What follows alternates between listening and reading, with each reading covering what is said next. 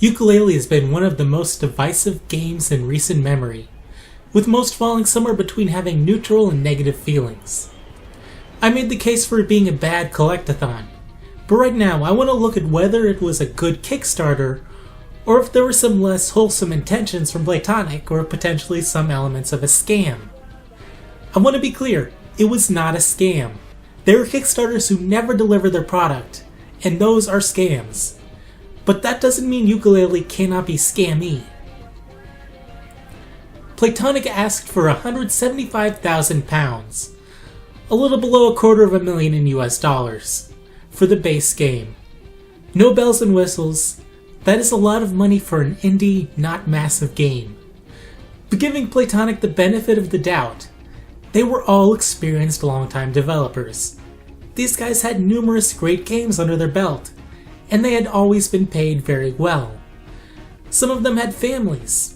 They can't realistically pay themselves change and still pay their bills and take care of their family. They're going to have to still pay themselves close to what they had been paid. And starting a studio isn't cheap either. You have to buy computers and program licenses, you have to buy or rent an office, and pay the electricity and heating bills. They may have actually asked a little low, but any specifics about this base goal are just speculation. Maybe they could have more than managed with that base goal. For an additional £100,000, or just under $140,000 US dollars, they promised one boss for each world, and that the boss music would be good. Considering there are 5 worlds, that is $28,000 for each boss covered in this goal. I find that a little high. Not completely out of line, but I think plenty of devs could get a boss, and some made for $28,000. At the very least, each boss would have to have a solid concept and be very polished. Something not true for the bosses in Yooka Laylee. The first boss is a sentient ramp that has rolling logs with terrible collision that can catch you in the air. If for whatever reason you are unable to use the roll move to travel up the ramp, you will be locked, unable to jump, into sliding down the ramp, almost always hitting a log you can't see and taking damage. The second boss is an ice block you don't fight. You instead light torches and wait for them to melt. The other bosses are a little rough and sometimes cheap, but come a lot closer to being polished and solid fights. The music is great though. David Wise has been pretty on his game since Donkey Kong Country. Ultimately, I don't know where the money went for this one, but I don't think they invested anywhere close to $140,000 into these bosses, or their great music. For an additional £55,000, or a little over $75,000, they promised a quiz level immediately preceding the final boss. I could see a quiz game based upon Banjo-Tooie and Kazooie taking close to this. You might have a quiz board game, again, and video questions where you have to program a camera to seamlessly load another world and navigate through it. Plus they have to come up with 7 to 10 dozen questions about the worlds. What we got, however, were 3 brief quizzes on a board that consists of a straight line, and instead of video questions, they threw up screenshots. Instead of many questions about the worlds, you get a few, and many about how many of each collectible you have. They did not spend $75,000 on this quiz. Transformations with completely unique control schemes and abilities from Yooka Laylee were promised for another £65,000, which is almost exactly $90,000. I believe they spent nearly $90,000 on the transformations. The work necessary for transformations is actually quite a bit, regardless of if they are executed well. They have to model, texture, and animate 6 additional characters, including Dr. Puz, and produce new sound effects. Most of the transformations do control relatively uniquely, which was a common criticism of the snowplow, and they have very specific abilities that Yooka Laylee doesn't, except both the plane and Yooka can fly. So some are looser on having unique abilities than others. £40,000 or $55,000. Hold this for a second. A lot of Kickstarters will just pick values and offer something new as a thank you, and the whole game will be better for the additional money. But looking at these values, Playtonic wasn't doing this. They were thinking about what they would need to implement these additional features and asking for only that. We started with 100,000 more pounds, and I've seen 55 and 40,000 since. Anyway, that 40,000 pounds would give us 2.5D and 3D minecart challenges, for including 3D minecart sections. This sounds low to me, at least the way we read it as sections calling back to Donkey Kong Country and Donkey Kong 64's minecart levels. What we got were exclusively 2.5D minecart challenges with the mobile-esque challenge of collecting gems. Not surviving gauntlets, which they did not explicitly promise, but nevertheless, I think they spent most of the money to make this, but had more than $5,000 left over. Here's where things get interesting.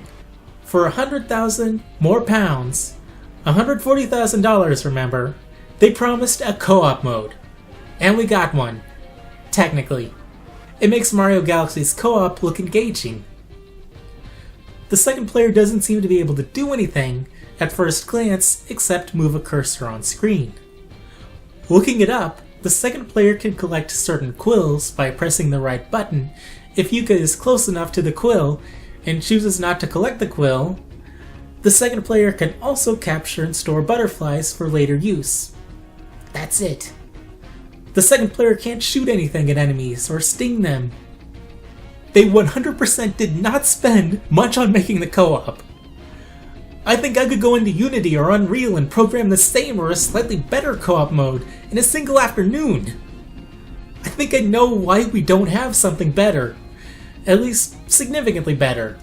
I can't give a scenario for why they didn't rip off Mario Galaxy, at least. Yooka Laylee chugs. Frame drops are everywhere on every platform.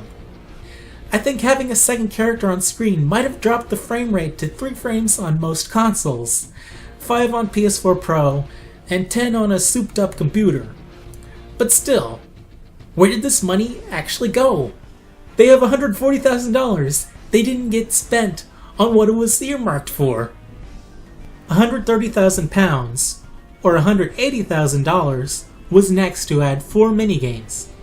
They later asked for 100,000 pounds for another 4 minigames. So let's just group these two goals. 230,000 pounds, or close to $320,000, for 8 minigames. We can't say which 4 went to which goal, so grouping them makes sense to me.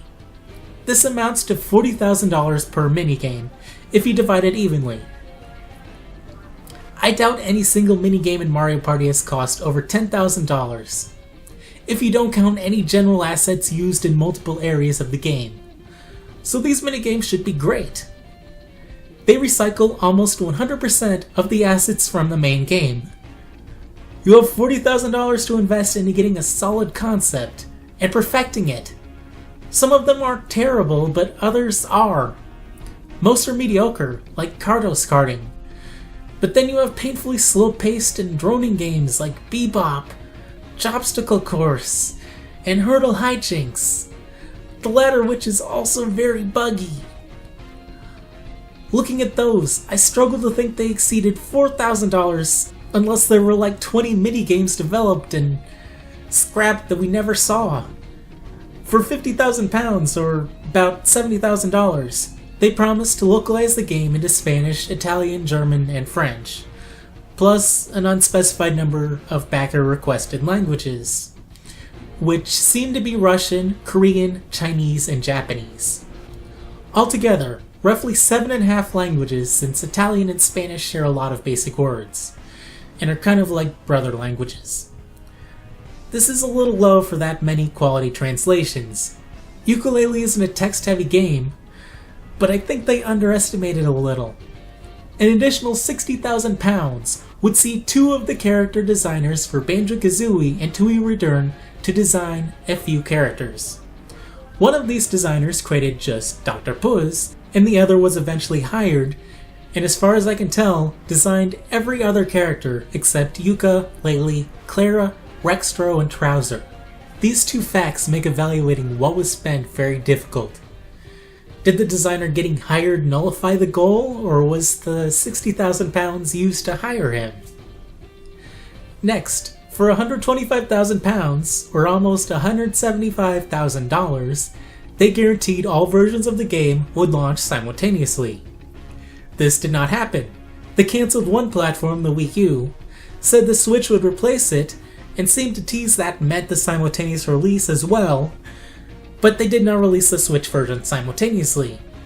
When asked if the Switch version would still release simultaneously as the Wii U's substitution, they always clumsily evaded the question and refused to acknowledge the question was even asked. The game that released on all platforms except Switch was much buggier, lacked multiple features, and was very unpolished than it is now, and was in need of a series of patches. It got mostly negative reviews due to not being in a state reflecting a complete game. It really validates the question of why was the stretch goal promise broken, and the other versions not delayed since they were not ready for release either. I can't really say any of the money went to fulfilling this goal since it was not actually fulfilled, and an unready game was shipped on most of the platforms. £100,000 more guaranteed a shader that would make the game's textures look like N64 textures, as well as bring a rap video. Reducing the quality of the game should not cost much. In no way is the rap costing that much. I've done most of the stuff that went into making that rap video. Writing some lyrics is not hard or costly. Making a rap beat with no melody is not hard or costly. Saying the lyrics is not a high cost or difficult task. And scripting a cutscene does not cost much or take much time. Also, the shader never made it into the game, and as of now, in early 2018, we have not heard anything since release about them patching it into the game. Questions again are being clumsily evaded and ignored. Maybe it'll come one day, or it might not happen. Just like the simultaneous release. Again, I can't evaluate this at all, but giving them the benefit of the doubt that one day the shader releases, I don't think they will have spent $50,000 on this. Another £100,000 meant we'd have a 100% Let's Play made by Playtonic, and we get developer commentary. I think integrated into the game, but neither of these have happened.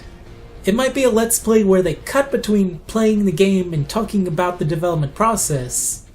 I don't know though. Usually people do LPs to make money from the ad revenue. I'm not sure about compensating someone $140,000 to make an LP. Why is this a stretch goal? I will watch this if it ever happens if they are super critical of their game though. If they try to sweep the flaws under the rug, no thanks.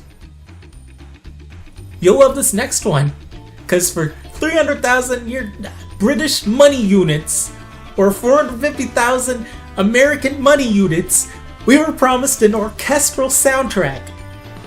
That has not happened, and according to Kirko, is no longer planned at this time.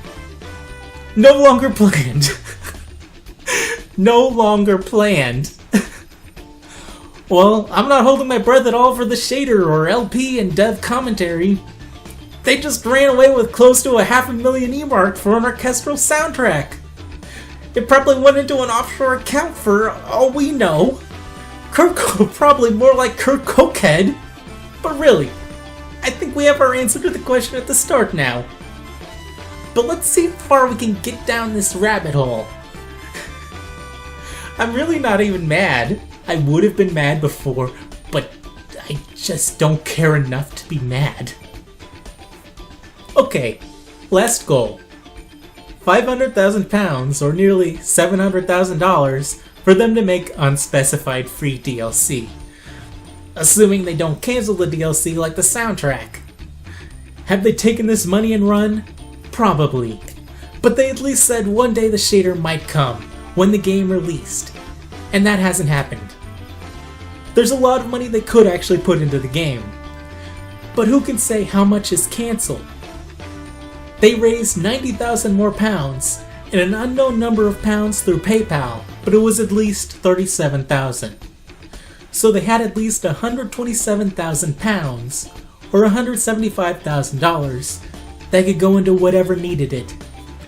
Taking away taxes, they had £1,701,683, or $2,357,886 to go into the game and setting up the studio. We've audited their goals, but let's take a look at their initial pitch. Ooh, bold text. More than 5 distinct worlds.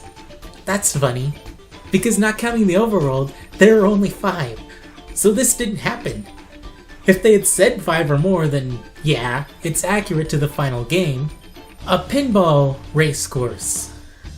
I haven't found that, and I can't find a record of it. I guess it got cut. But why would you cut that? They said they would have a huge cast of memorable characters, which I guess is kind of true since several are clouds and like 4 are shopping carts and 2 are Shovel Knight. World expansion can be ignored. There are only 83 pages without expanding any worlds, and you need 100 to finish the game. There are also some details pertinent to this exploration that came after the campaign had ended. A month and a half after hitting every stretch goal, Playtonic announced that they had partnered with Team 17, who would publish and assist with the game. This partnership meant that publishing and quality assurance would be financed and covered for them.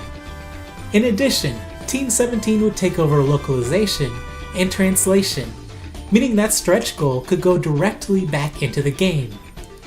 Team 17 was also set to handle some of the business side of things, like firing backers who backed to voice a character, and negotiating payments to other companies for various services. It's hypothetically possible Team 17 could have skimmed money and scammed Playtonic. They had every opportunity, but Playtonic could have just as easily decided to cancel things and pocket the money for a nice little windfall. The one thing we have found is well over $1 million of the Kickstarter's funds are unaccounted for, and the game doesn't reflect having well over $1 million more than expected. Somebody stole money from Yooka Laylee. Or dear God, these guys should not be buying anything in their lives if all the funds were somehow spent. But they aren't the US government, so how could they spend all of that on this game? So the answer is yes, we did get taken for a ride, and a lot of our money was stolen by Playtonic or by Team 17, even though we got a game out of it. We haven't thoroughly and completely been scammed though, but we were scammed quite a bit by one of these 2 companies. I'm sure someone could also come up with some conspiracy theories, like the whole Kickstarter was just to start the studio, and they wanted to get the game out with minimal cost and effort to shut people up. But either way, we didn't get back something they invested all of our money into.